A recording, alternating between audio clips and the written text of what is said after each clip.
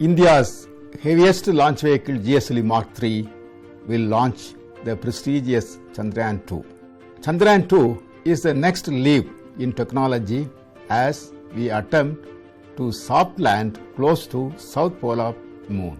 The soft landing is extremely complex and we will experience approximately 15 minutes of terror. Bharat के पहले चंद्र अभियान चंद्रयान 1 की अभूतपूर्व सफलता के बाद अब इसरो जुलाई 2019 में GSLV Mark III M1 द्वारा चंद्रयान 2 के प्रक्षेपण के लिए तैयार है। इसरो द्वारा बनाया गया 3 चरणों वाला ये अत्याधिक भारी प्रक्षेपण यान है। इसकी विश्वसनीयता, विविधता एवं करीब 4000 किलोग्राम तक के भारी पेलोड को ले जा सकने की क्षमता के कारण इसे चुना गया है।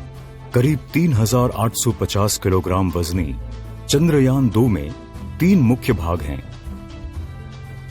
ऑर्बिटर, लैंडर और रोवर।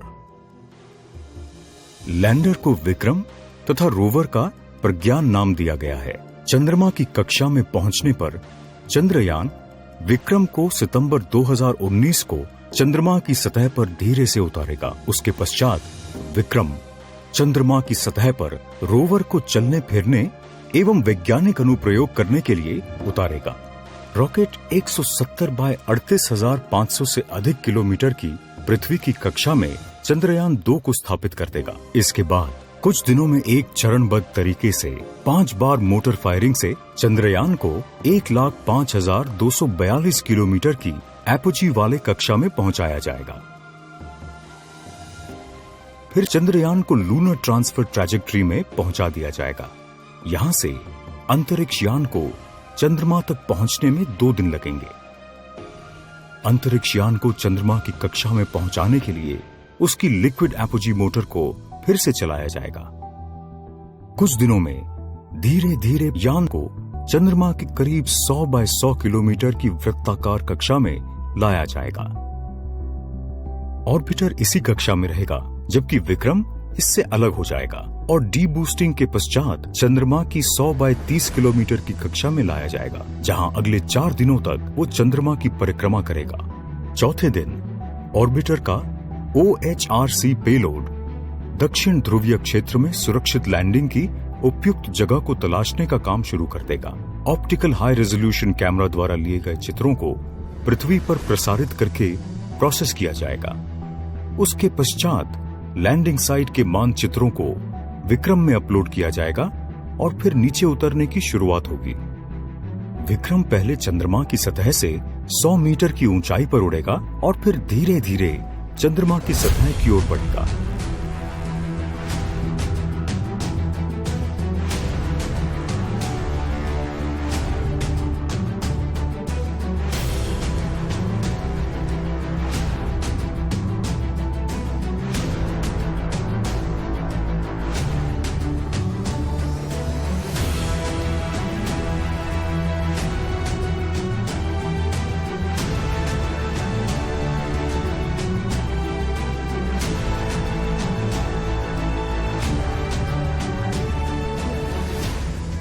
चंद्रमा की सतह पर विक्रम के उतरने के बाद रोवर प्रज्ञान को उतारा जाएगा।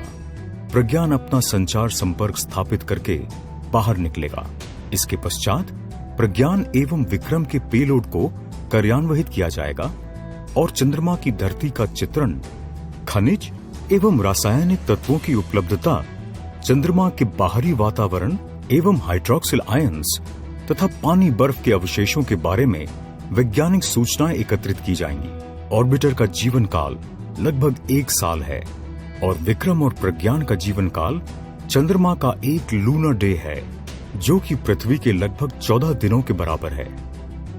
ये चंद्रमा की सतह के अभी तक अनजान, अनछुए पहलुओं एवं प्रश्नों के उत्तर जानने का प्रयास है। इसके साथ ही भविष्य में चंद्रमा की सतह का उपयोग करके सौर तंत्र एवं उसके और आगे खोज करने की दिशा में और आगे जाने का प्रयास भी है। इस अभियान से भारत अपनी अंतरिक्ष तकनीकी कौशल एवं मानवता के प्रति अपने वचन को एक बार फिर से सिद्ध करेगा।